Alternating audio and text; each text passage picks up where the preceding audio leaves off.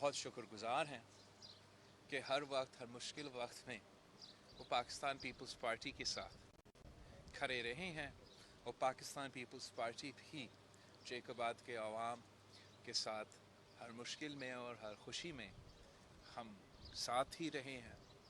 2018 کے الیکشن میں جہاں پورے ملک میں دھاندلی ہوا تھا، جہاں پورے ملک میں یہ کوشش کی گئی تھی کہ عوام کے نمائندوں سے عوام کے نمائندوں منتخب نہ ہوں اور من پسند امیدوار کو منتخب کروایا جائے، تو ایک ایسا مثال ہمارا ایم این اے سیٹ ہے جیکوباد کا، جہاں آپ سب کے سامنے ایک تاریخی دھاندلی ہوا، اور اس تاریخی دھاندلی کے خلاف اعجاز چکرانی صاحب نے، پاکستان پیپلز پارٹی نے جو بھی فورمز موجود ہے ری پولنگ کے، وہ ہم نے پرسیو کیے ہیں آخری حد تک۔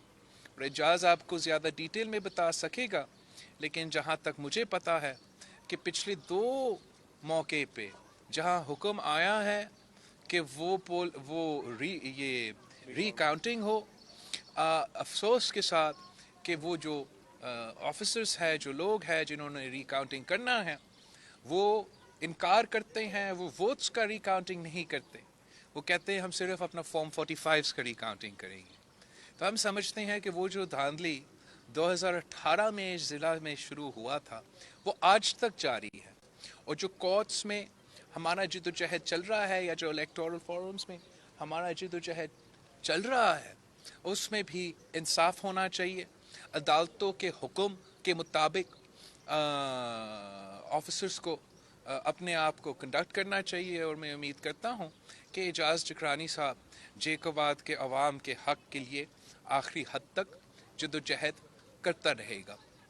یہاں پاکستان پیپلز پارٹی کے نمائندے کو مختلف طریقے سے دباؤ میں لانے کی کوشش کی جا رہی ہے، اور نیب اور دوسرے ادارے استعمال کر کے یہ کوشش کی جا رہی ہے کہ پاکستان پیپلز پارٹی کے بہادر جیالوں کو مجھ سے دور کیا جائے، مگر میں جیکوباد سے تعلق رکھنے والے ہر جیالوں پر میں فخر کرتا ہوں۔ میں جانتا ہوں کہ کس قسم کا دباؤ آج سے نہیں لیکن کافی دیر سے چل رہا ہے، اور اس دباؤ کے باوجود کل بھی وہ پاکستان پیپلز پارٹی کے ساتھ تھے، اور آج بھی وہ پاکستان پیپلز پارٹی کے ساتھ ہیں، اور میں جانتا ہوں کہ آنے والے کل میں بھی وہ پاکستان پیپلز پارٹی کے ساتھ ہی رہیں گے۔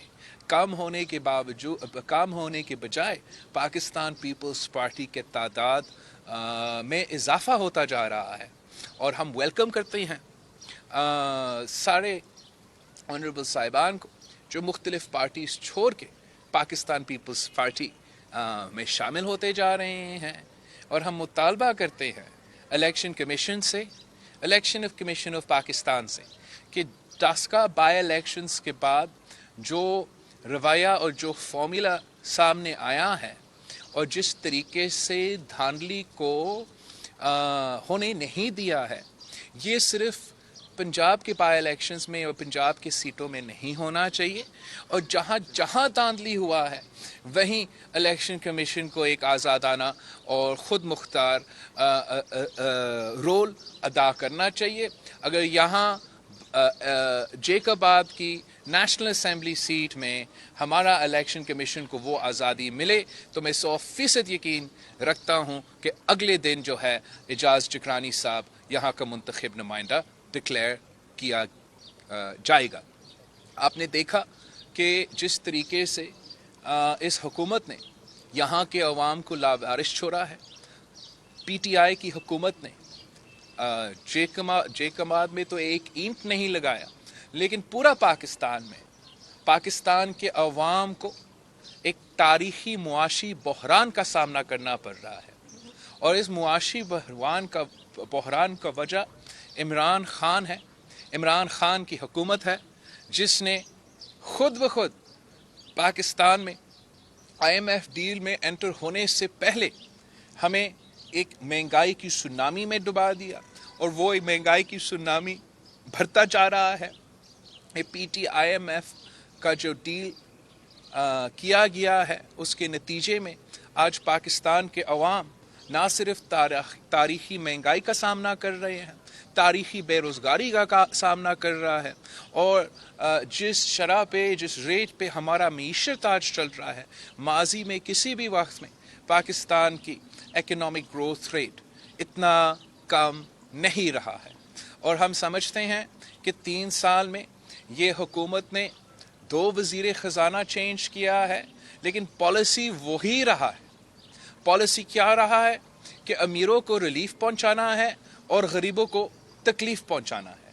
آپ نے دیکھا کہ کس طریقے سے چاہے وہ آپ کا بجلی کے بل ہو، گیس کا بل ہو، کھانے پینے کے اشیاء کا بل ہو، مسلسل اضافہ کیا جا رہا ہے. حکومت اپنی طرف سے الیکٹریسٹی کی بل میں اضافہ کرتا جا رہا ہے، پیٹرول میں اضافہ کرتا جا رہا ہے. اور جب ان بنیادی چیزوں میں حکومت کی طرف سے اضافہ ہوتا تو پھر پورے ملک میں مہنگائی ایک آگ کی طرح پھیل جاتا ہے، اور ہر کموڈٹی عام آدمی کی پہنچ سے باہر ہو جاتا ہے. ساتھ ساتھ ہم نے یہ دیکھا کہ حکومت اپنے ہی ادارے آئی ایم ایف کے حوالے کر رہے ہیں.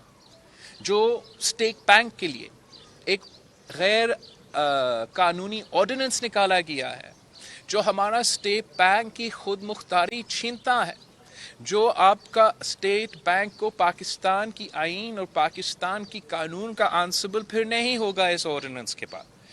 پاکستان کا اسٹیٹ بینک نہ پاکستان کا پارلیمنٹ نہ پاکستان کا جوڈیشری سے اکاؤنٹیبل ہوگا.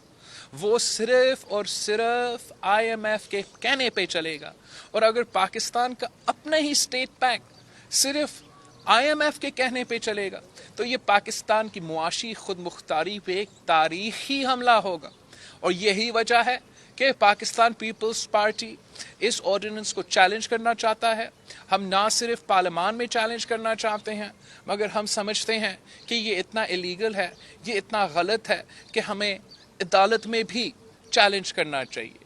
اور حکومت ہر وہ ہتھ کنڈا استعمال کر رہا ہے جس سے وہ زبردستی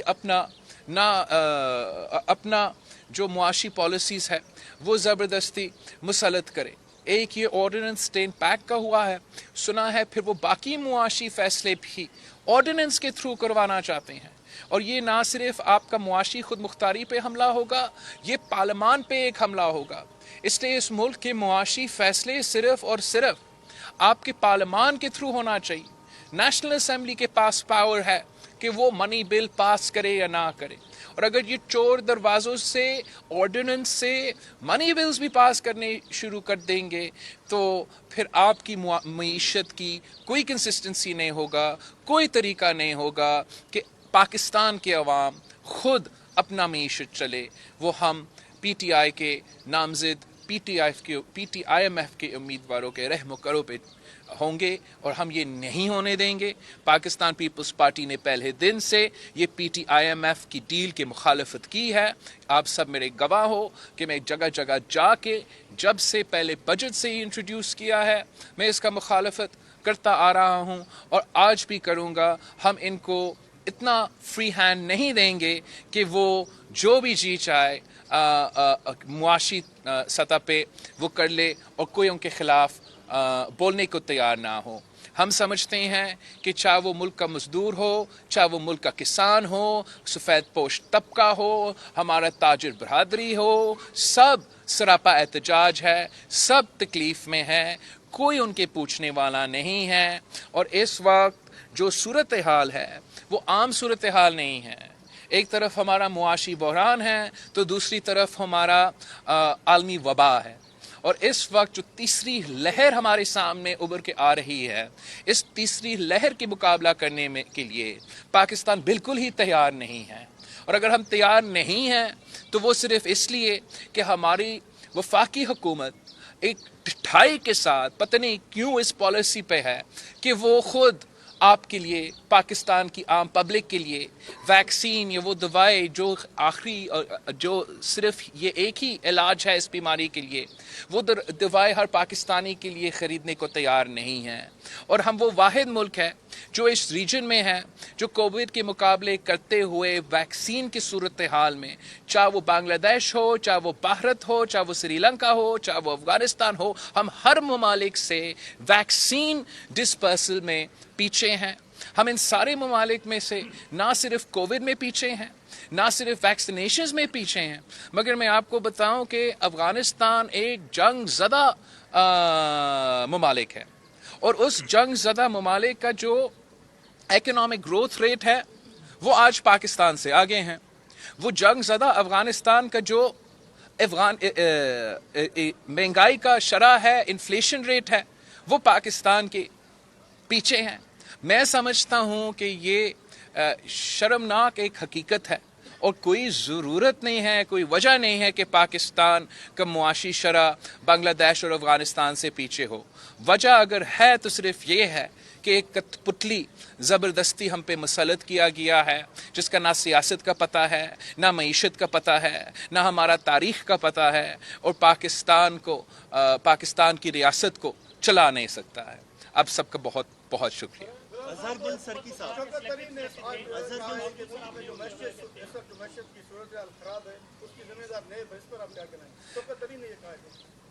اچھا، شوکت ترین نے یہ کہا ہے تو یہ اچھی بات ہے. جہاں تک نیب ہے، پاکستان پیپلز پارٹی کا کنسسٹنٹ پالیسی رہا ہے. باقی جماعتوں جو ہے وہ اپنے پالیسی نیب کے بارے میں وقتاً فوقتاً تبدیل کر دیتے ہیں. جب ان کے اوپر کیسز ہوتے تو نیب برا ہے، ویسے تو نیب برا نہیں ہے. مگر پاکستان پیپلز پارٹی وہ واحد جماعت ہے جو نیب کی بنیاد سے لے کے آج تک ایک ہی بات کہہ رہا ہے کہ یہ کالا قانون ہے، آمر کا بنا ہوا قانون ہے. بنا اس لیے کہ پولیٹیکل انجینئرنگ کیا جائے، پولیٹیکل انجینئرنگ ہو، اور جو عوام کے نمائندے ہیں جو کسی کا دباؤ میں نہیں آ رہے ہیں، اپنا پارٹی سے وفادار ہے، ان کو دھمکانے کے لیے، ڈرانے کے لیے استعمال کیا جاتا ہے.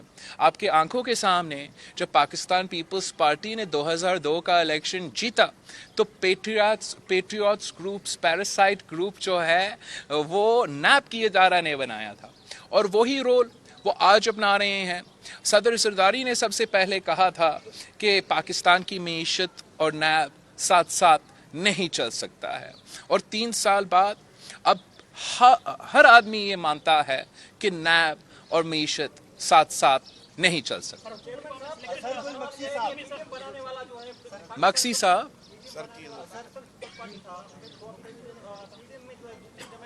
اب پھر سے شروع کر دیں. سوری.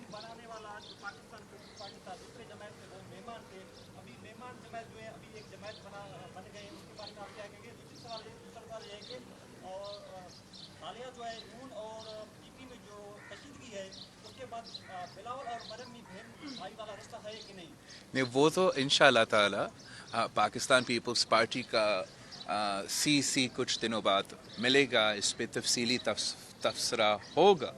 اور جہاں یہ حقیقت ہے کہ پاکستان پیپلز پارٹی کے اندر کافی کچھ ایسے لیڈرز اور ورکرز ہیں جو مجھے وقتاً فوقتاً کہتے رہے کہ ہمیں پاکستان پیپلز پارٹی اور نون لیگ کا ماضی ایسا ہے کہ ساتھ چلنا مشکل ہوگا. لیکن ان سارے کے خیالات کے باوجود میں نے 3 سال اپنا پورا کوشش کیا کہ جمہوریت کی بہتری کے لیے ہم سارے جماعتوں کے ساتھ مل کے چلے. اور آج بھی میں چاہتا ہوں، اور میں اپنا سی میں یہی کیس لے کے جاؤں گا کہ جو بھی ہمارا آپس کے اختلافات ہو سکتے ہیں، اپوزیشن جماعتوں جو ہیں وہ آخر الیکشنز میں تو ایک دوسرے کے خلاف بھی لڑتے اور اپنا منشور بھی ہوتا ہے، لیکن ہم نہیں چاہتے، جیسے اب ہو رہا ہے، ہم نہیں چاہتے کہ کسی بھی صورت میں یہ حکومت کو، اس رژیم کو، ہم اپوزیشن کی آپس کی لڑائی کی وجہ سے کوئی فائدہ نکلے. اور وہ اس لیے کہ اپوزیشن نے اتنا بڑا کامیابی حاصل کرنے کے بعد کہ ان 2-3 سال میں پہلی دفعہ آپ نے اس رژیم کو شکست دلوائی. ویسے کسی کو یہ موقع نہ ملا یا ہو نہیں سکا کہ اس رجیم کو ایک مکمل طور پہ جیسے آپ کہے کہ شکست ہو. اور اس سے بڑا کوئی شکست نہیں ہو سکتا کہ آپ وزیر اعظم کا اپنا کانسٹیٹیوئنسی میں شکست دلوائے. اور ہم سمجھتے ہیں کہ پی ڈی ایم جمہوریت کے فائدے میں ہوتا اگر ہم آپس میں لڑنے کے بجائے, آپس میں اختلافات کو توجہ دینے کے بجائے ہم اسی جیت کو زور دیتے.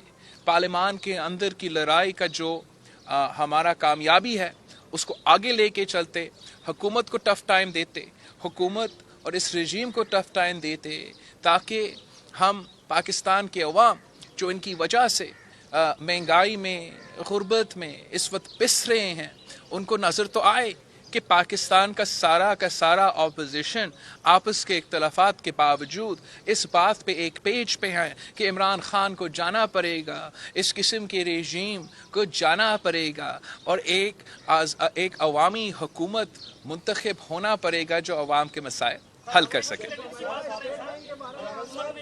پی ٹی آئی گورنمنٹ کی فیڈرل کیبنٹ جو ہے وہ 3 سال میں آدھے سے زیادہ تبدیل ہوتی رہی ہے, تو یہ ان کے تبادلوں کا سلسلہ جاری ہے. کوئی ان کے پاس رائٹ ڈپارٹمنٹ کے لیے ہے بھی صحیح, یا بس یہ تجربات ہی ہوتے رہے؟ اب میرا خیال میں کہ وزیر اعظم صاحب نے جتنا دفعہ کیبنٹ میں تبدیلی لانا اچھی بات ہے, ہونا چاہیے. مختلف لوگوں, مختلف ڈسٹرکٹس کو, مختلف پارٹی کے نمائندوں کو, مختلف علاقے کو موقع ملنا چاہیے کہ ان کو بھی وہ بھی وزیر بنے.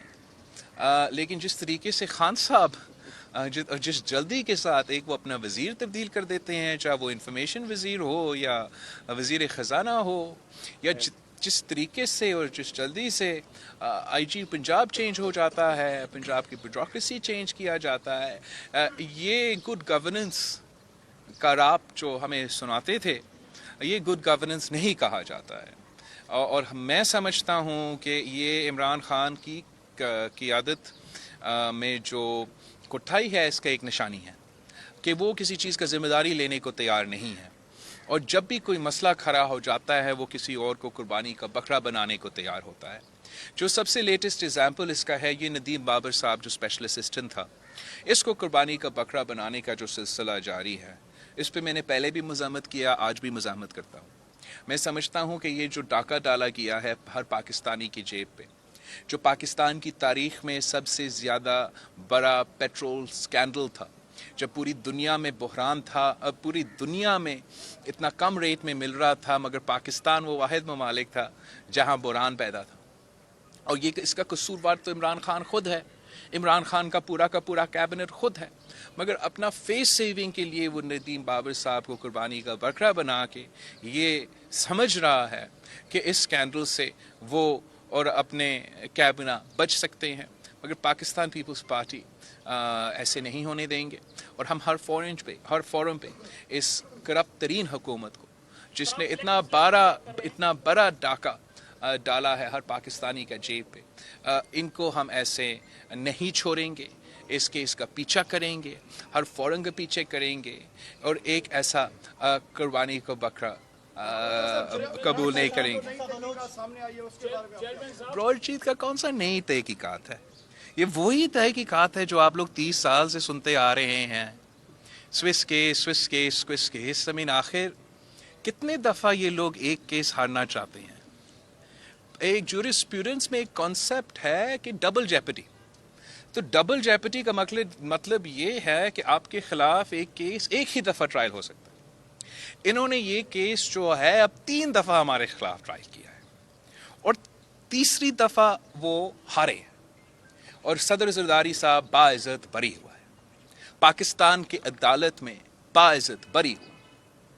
جب چیف جسٹس افتخار چودھری صاحب چیف جسٹس تھا تو کنٹیکٹنا کیس ادھر کہیں چل رہا تھا, باعزت بری ہوا. اور اب جب پوری دنیا کے سامنے یہ بات باہر نکلی کہ ایکچولی یہ سارے کمپنیز, یہ سارے سیاستدانوں کے خلاف جو سو کالڈ احتساب کا مہم تھا, حقیقت میں وہ جو پروسیکیوٹرز اکبر صاحب, عظمت صاحب, جو نیب کے ہی پروسیکیوٹرز تھے, اور پھر کہ دوسرے اہم ادارے کے جو لوگ تھے وہ تو خود پیسہ بنانا چاہ رہے تھے, اور وہ ڈمی کمپنیز بنا کے ان کو ٹھیکے دیے کہ پاکستان کے اپوزیشن سیاستدانوں کے خلاف آپ تحقیقات کریں. کسی کو پتہ نہیں چلا, کیا کسی کا علم یہ نہیں تھا, کہ کسی نے سوچا نہیں کہ دنیا میں ایک قانون چلتا ہے نا, اس دنیا کی قانون کے مطابق نیب پکڑا گیا ہے, نیب کو سزا دیا گیا ہے کہ آپ نے, نیب نے پاکستان کے عوام کو اب $60 ملین کاسٹ کیا ہے. ایک براڈ شیٹ کا کیس ہے نا, یہ صرف ایک براڈ شیٹ کا کیس میں جہاں نیب نے پاکستان کے عوام کو $60 ملین کا نقصان کیا ہے, اس کا حساب کون لے گا؟ پھر ریکو ڈیک کا کیس ہے, آپ کو وہ بھی یاد ہوگا, وہ بھی سیاسی انجینئرنگ کے لیے حکومت وقت کے خلاف ایسا ایک کیس اٹھایا گیا تھا, اور اس کا سزا بھی پاکستان کے عوام بھگت رہے ہیں. اور ان دونوں کیسز میں, جیسے یہ براڈ شیٹ کا کیس ہے, اب وہ ناکام کوشش جاری ہے کہ ایک بار پھر ہم اس الزام سیاستدانوں پہ ڈالیں, مگر اصل جرم اگر ہوا ہے تو نیب کی طرف سے ہوا ہے, مشرف کے ان جنرل سے ہوا ہے جو اس میں انوالو تھے. اور یہ جو براڈ شیٹ انویسٹیگیٹ کرنے والا کمیٹی تھا وہ خود ہی متنازع اس لیے ہے کہ وہی سربراہ جو اس کا کمیٹی کا, اب جسٹس عظمت سعید صاحب جو اس کا سربراہ ہے, یہ جج صاحب خود نیب کا پروسیکیوٹر تھا جب نیب یہ متنازع ڈیلز بیرون ملک کے کمپنیز کے ساتھ بنا رہے تھے. تو یہ امپریشن جائے گا کہ اگر وہی لائرز جو نیب میں تھے جب نیب یہ غلط کام کر رہا تھا, وہ آج انویسٹیگیٹ کریں گا, تو ایسا تو نہیں ہے کہ وہ اپنے آپ اور اپنے دوستوں کو کور اپ کرنے کی کوشش کرے گا. بہتر ہوگا کہ ہمیں ایک امپارشل, انڈیپینڈنٹ انکوائری کیا جائے تاکہ پورے قوم کو پتہ چلے کہ کیسے احتساب کے نام پہ سیاسی جمہوری سیاستدانوں کو ٹارگٹ کیا گیا, اور پیچھے یہ جو نیب کے لائرز ہے, آفیسرز ہے, مشرف کے دوست تھے, وہ خود پیسے بنا رہے تھے. آپ کے اتحادی اور سے ناراض الزام دے رہے ہیں کہ گیلانی صاحب کو اپنے سلیکٹ کرا ہے اور آپ کی حکومت سے قربتیں بڑھ گئی ہیں, جس کی وجہ سے مولانا صاحب اور مریم صاحبہ جو ہے بیمار پڑ گئی. میں مریم صاحبہ اور مولانا صاحب کی جہاں تک بیماری ہے, ہم سب چاہتے ہیں کہ جلد از جلد صحتیاب ہو جائے تاکہ ہم مل کے حکومت کو ٹف ٹائم دیا جا سکتا ہے. میں نے پہلے بھی کہا ہے اور میں پھر سے آپ کو ریکویسٹ کروں گا کہ مریم شریف صاحبہ کے ساتھ ہمارا بڑا اچھا تعلقات رہے ہیں. ہم نہیں چاہتے ہیں کہ آپ دوستوں کی سوالات کی وجہ سے کوئی ایشو ہو جائے. تو میں آپ کے تھرو پاکستان مسلم لیگ نواز اور JUIF اور ہمارے دوست جو پاکستان ڈیموکریٹک موومنٹ میں ہیں ان کو تجویز دوں گا کہ وہ آرام سے ٹھہر کے بڑا سوچ سمجھ کے فیصلے لے. پاکستان پیپلز پارٹی بھی اپنی CC بلا رہی ہیں, وہاں ہم اپنے فیصلے لیں گے. لیکن جو ہمارا مخالف ہے, جو غیر جمہوری قوتوں ہے, ان کا اسٹرینتھ ہے ڈیوائڈ اینڈ رول, ان کا اسٹریٹجی ہے ڈیوائڈ اینڈ رول. اب اپوزیشن پارٹیز کے اوپر ہے کہ کیا ہم اس ٹریپ میں آئیں گے یا نہیں. میں سمجھتا ہوں کہ ہم پہ فرض ہے. پاکستان پیپلز پارٹی تو شروع دن سے اس حکومت کا مخالفت کرتی آ رہی ہے.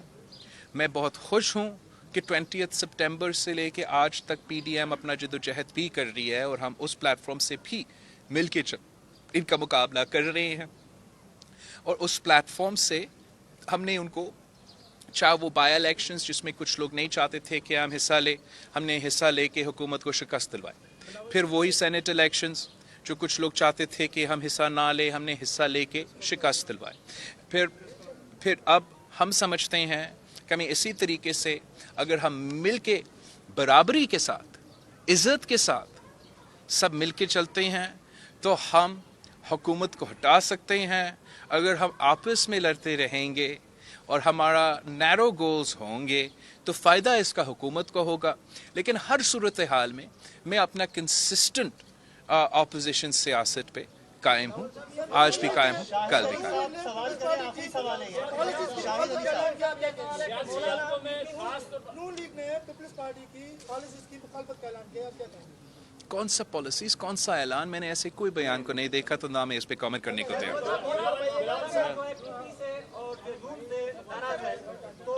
بلاول اور مریم نے مل کر مولانا کو ناراض کیا ہے.